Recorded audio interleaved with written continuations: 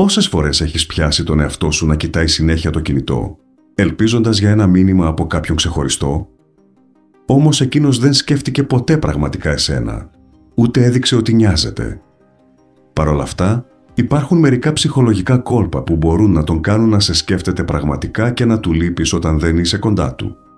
Και στο τέλος, θα φτάσει στο σημείο να απελπίζεται για να σε δει ξανά. Λοιπόν, άφησέ με να σου δώσω αυτές τις 7 συμβουλές. Κανόνας νούμερο 1. Μην είσαι συνέχεια διαθέσιμος. Αν του στέλνεις συνέχεια μηνύματα ή τον παίρνεις τηλέφωνο ασταμάτητα, φαίνεται σαν να μην έχεις ούτε στόχους, ούτε σκοπό στη ζωή, σαν να είσαι απελπισμένος. Δεν του αφήνεις καθόλου χώρο για να του λείψεις. Αν τρως κάθε μέρα το ίδιο φαγητό, κάποια στιγμή θα το βαρεθείς. Το ίδιο ισχύει και με τους ανθρώπους. Όταν είσαι συνεχώς διαθέσιμος, δεν υπάρχει περίπτωση να νιώσει την απουσία σου. Ο ανθρώπινος εγκέφαλος έχει μάθει να ποθεί ό,τι δεν είναι εύκολα προσβάσιμο. Οι άνθρωποι εκτιμούν ό,τι έχει αξία.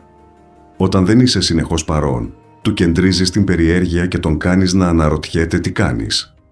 Αν το παρακάνεις με τα μηνύματα και τις κλήσεις, φαίνεται πως είσαι απελπισμένος. Και αυτό δεν είναι ελκυστικό.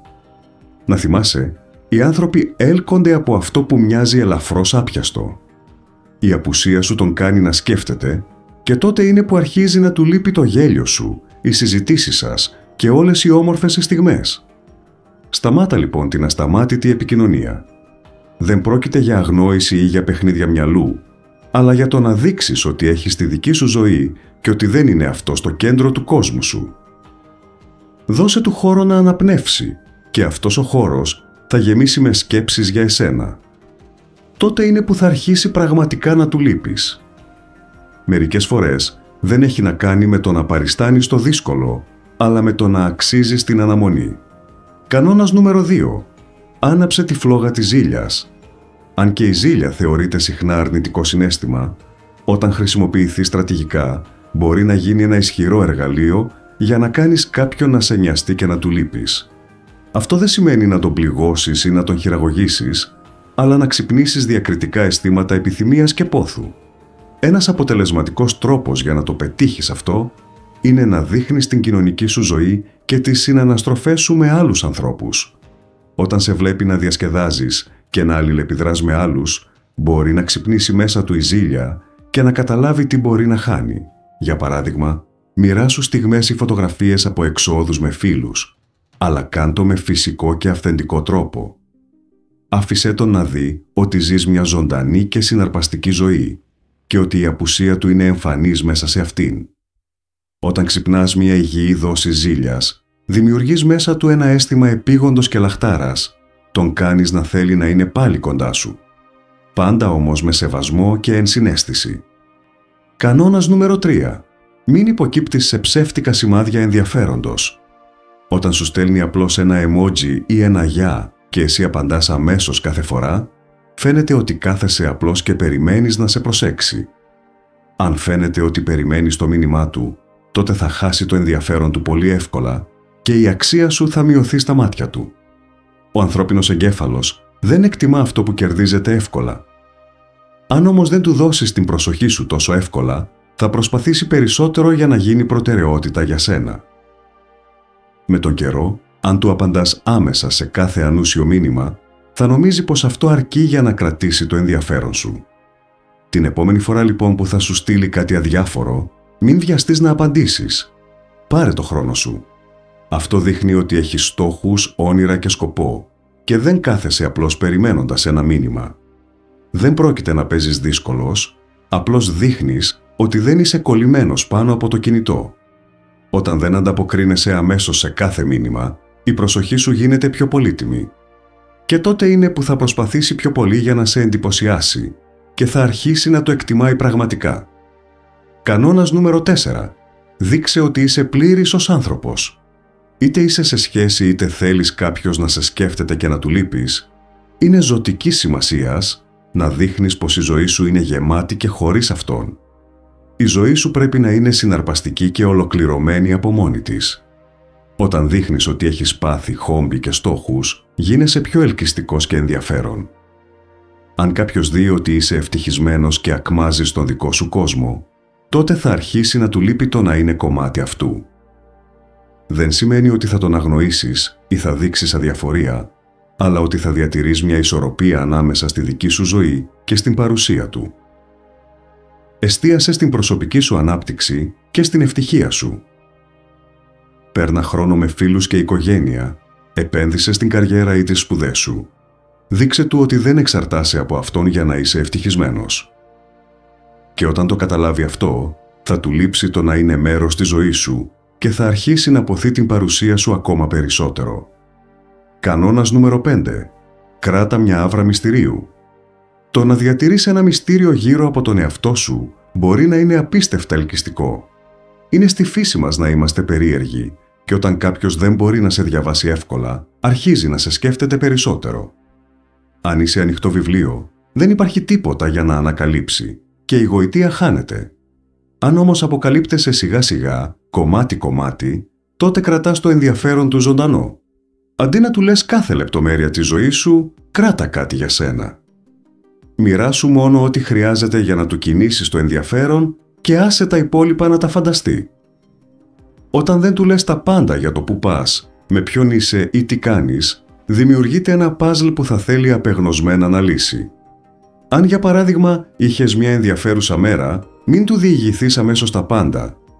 Μπορείς απλώς να πεις ότι είχες σήμερα μια τελείως απρόσμενη περιπέτεια και να το αφήσεις εκεί. Αυτό προκαλεί ερωτήσεις και ανοίγει την πόρτα για συζήτηση, αντί να τα ξεδιπλώσεις όλα από την αρχή. Διατηρώντας μια άβρα μυστηρίου, γίνεσαι σαν βιβλίο που δεν μπορούν να αφήσουν, με κάθε κεφάλαιο να τους κάνει πιο περίεργους. Έτσι, όχι μόνο παραμένεις στο μυαλό τους, αλλά και οι στιγμές μαζί σου γίνονται πιο συναρπαστικές και αξέχαστες. Κανόνας νούμερο 6. Άφησέ τους να θέλουν κι άλλο. Κάθε αλληλεπίδραση που έχεις πρέπει να τους αφήνει με ανυπομονησία για την επόμενη. Αυτό σημαίνει να ξέρεις πότε να τελειώνεις μια συζήτηση στην καλύτερη στιγμή, πριν αρχίσει να γίνεται βαρετή. Είναι θέμα ποιότητας, όχι ποσότητας. Όταν αποχωρείς το αποκορύφωμα μιας στιγμής, δημιουργείς μια ανάμνηση που ο άλλος θέλει να ξαναζήσει. Αν για παράδειγμα η συζήτηση κυλά υπέροχα, ίσως μπεις στον πειρασμό να την παρατείνεις όσο γίνεται. Αλλά αν την κλείσεις όσο είναι ακόμη συναρπαστική, με μια υπόσχεση για συνέχεια, δημιουργείται αίσθηση προσμονής. Γίνεσαι σαν την αγαπημένη του σειρά που τελειώνει με cliffhanger, δεν βλέπουν την ώρα για το επόμενο επεισόδιο. Αντί να παρατείνεις ένα ραντεβού μέχρι να ξεμείνετε από πράγματα να πείτε ή να κάνετε, πέσα αντίο την κατάλληλη στιγμή. Έτσι, θα θέλουν να σε ξαναδούν και θα σε σκέφτονται πολύ μετά την αποχώρησή σου. Αν μάθεις την τέχνη του να τους αφήνεις να ζητούν περισσότερο, ποτέ δεν θα θεωρείσαι δεδομένος. Η παρουσία σου γίνεται μια απόλαυση που περιμένουν με χαρά και τους λείπει όταν δεν είσαι κοντά. Κανόνας νούμερο 7. Να είσαι χαρισματικός και σίγουρος για τον εαυτό σου. Το χάρισμα και η αυτοπεποίθηση είναι μαγνητικές ποιότητες. Ελκύουν τους ανθρώπους προς εσένα και τους κάνουν να νιώθουν την απουσία σου.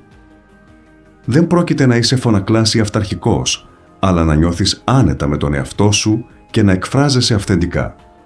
Όταν έχεις αυτοπεποίθηση, εκπέμπεις μια φυσική ενέργεια που κάνει τους άλλους να αισθάνονται όμορφα κοντά σου και η απουσία σου γίνεται πιο αισθητή.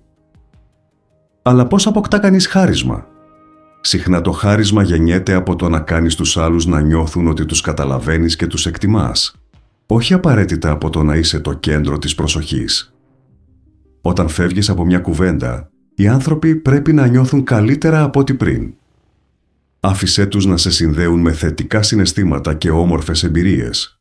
Η αυτοπεποίθηση, από την άλλη, είναι το να πιστεύεις στην αξία και στις ικανότητές σου, χωρίς να χρειάζεσαι συνεχώς επιβεβαίωση από τους άλλους.